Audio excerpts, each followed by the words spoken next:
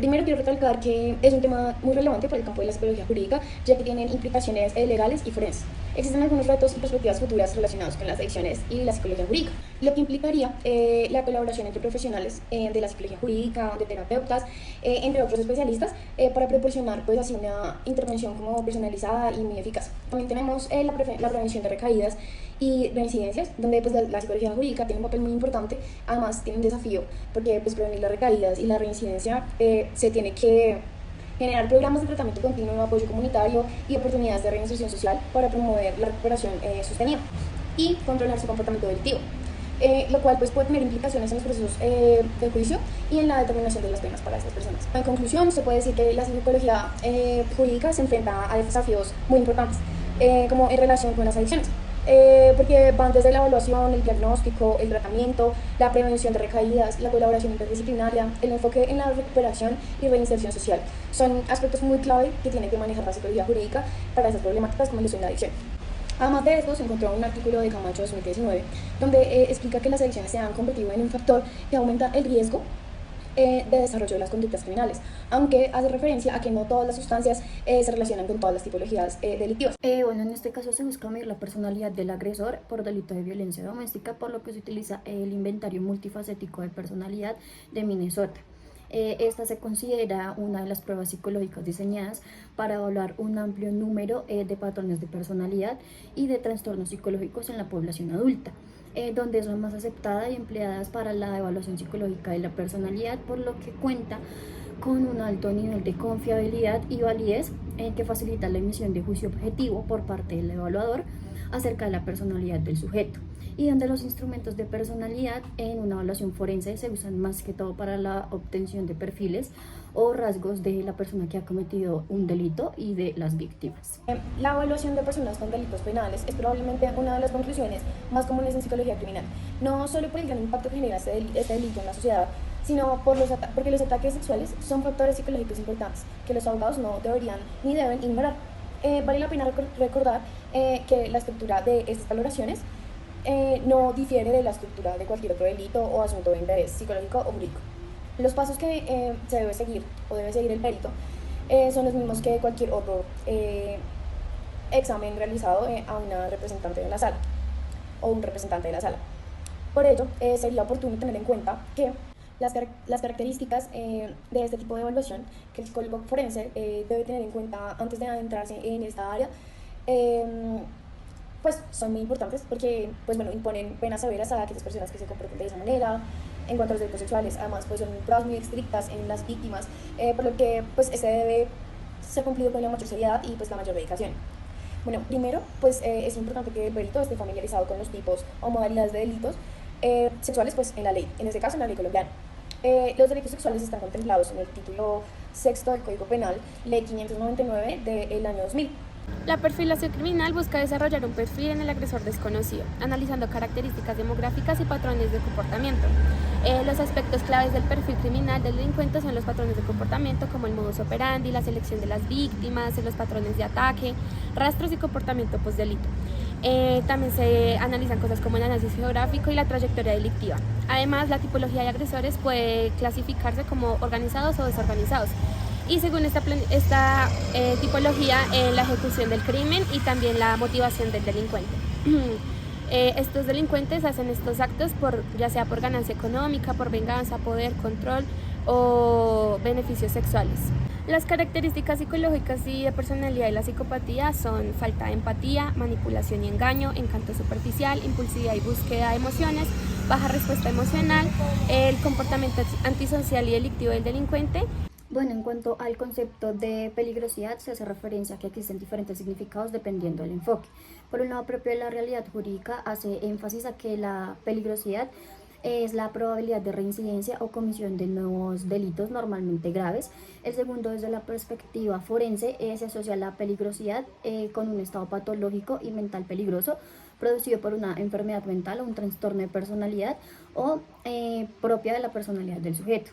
Y por último, por el lado de la criminología, se relaciona la peligrosidad a la gravedad del delito, generalmente violento. En cuanto a las guías de uso forense, las guías de evaluación forense se centran más que todo en la recopilación de información relevante del criminal, la administración de pruebas psicológicas adecuadas y también la elaboración de informes como parciales claros o fundamentados. Estas evaluaciones pueden incluir la evaluación de la capacidad mental, la evaluación de riesgo y violencia, evaluación de necesidades de tratamiento y de rehabilitación del delincuente. Las guías también abordan aspectos éticos y de práctica profesional como la integridad, la objetividad, la confidencialidad y el consentimiento informado. El artículo 33 del Código Penal colombiano es inimputable la persona que al cometer la conducta típica y antijurídica sea incapaz de reconocer la licitud y el alcance de su actividad, ya sea por inmadurez psicológica, por diferencias socioculturales, por un trastorno mental o por estados similares. Asimismo, en este mismo artículo incidencial 1 se menciona que los trastornos mentales son causa de inimputabilidad, dado que en las pruebas de audiencia de formulación de acusación se le puede encontrar a la persona como ininculpable con una pena reducida o semiplena. Para ello se basa bajo diferentes criterios. El primero es el temporal, que es cuando se ejecuta la conducta. El siguiente es el normativo estructural, que es una conducta típica y antijurídica. El otro es el valorativo, que evidencia la incapacidad o la capacidad de la persona al reconocer el daño y la licitud de su conducta. Y la circunstancial, que parte de la inmadurez psicológica, del trastorno mental, de la diversidad sociocultural o de estados similares. Asimismo, se hace una diferenciación entre el trastorno mental permanente con bases, trastorno mental transitorio con base o sin base patológica. Esto difiere en agentes exógenos que ingresan a la persona como estados de embriaguez. Además, el trastorno mental permanente conlleva un tiempo afectando la normatividad de la persona y puede ser diagnosticado por profesionales. Según el artículo de Morales, el crimen es parte de la adaptación incorrecta y un problema. Es resultado de la sociedad y sus principios existentes, ya que el crimen surge a través de vínculos humanos y finalmente la distribución de las relaciones personales, con ello entre individuos. Los delitos se atribuyen a la persona que viola las leyes establecidas por los gobernantes. La delincuencia, por su parte, crece y se diversifica con el paso de los años y por tanto, con el desarrollo de la sociedad. Morales 2020. Bueno, nos llama la atención el tema de conducta delictiva y crimen, ya que es una violencia generada en el entorno cultural, en el entorno económico, en el político e incluso en lo social. Estos comportamientos de violencia atentan contra el bien común y la sociedad, teniendo como consecuencia alterar los valores primordiales dentro de una convivencia sana.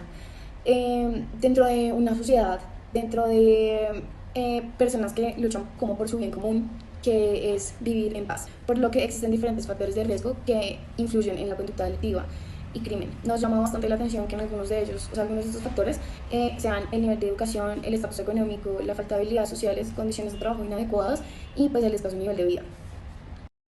Crítica. Uno de los desafíos más importantes en contra de la criminalidad y la delincuencia es la falta de enfoques a las causas subyacentes de esas conductas, dado que con frecuencia la respuesta suele ser de castigo y aplicación de leyes y no se toman en cuenta las causas que pudieron haber llevado a que estas acciones se cometieran, como lo pueden ser las desigualdades socioeconómicas, la pobreza, la falta de acceso a la educación, la falta de acceso a un trabajo digno, entre muchas otras, que son medios a través de las cuales las personas han encontrado la forma de sobrevivir y darse una mejor calidad de vida. Otro punto que queremos tocar es la deficiencia en los sistemas de justicia penal colombiana, dado que a través de la falta de recursos, la corrupción y la impunibilidad de ciertas personas delincuentes o políticos de alto poder suelen quedar y evitar las responsabilidades penales, y eso solo sofoca la confianza de la ciudadanía hacia el sistema legal. Además de los grupos marginados y excluidos, que muchas veces no son tomados en cuenta, y esto provoca estigmatización y marginalidad. Los jóvenes al crecer en un entorno hostil replican las conductas que ven, y eso solo crea un sinfín de delincuencia. En vez de invertir y poner atención solamente en el castigo y en medidas represalias, debería invertirse en programas de prevención contra la delincuencia, en darse las oportunidades económicas necesarias, darse y garantizar un sistema de justicia penal que sea transparente y óptimo para todos los ciudadanos, dar e incluir a los ciudadanos marginados y ofrecer oportunidades de rehabilitación y reintegración para aquellos que han cometido delitos dentro de la sociedad. Gracias. Bueno, como uno de los retos a futuros para la psicología jurídica es comprender mejor las motivaciones subyacentes de las personas que cometen delito. Esto implica explorar factores psicológicos como los trastornos mentales, las adicciones, las experiencias traumáticas y otros factores de riesgo que puedan contribuir a la conducta delictiva.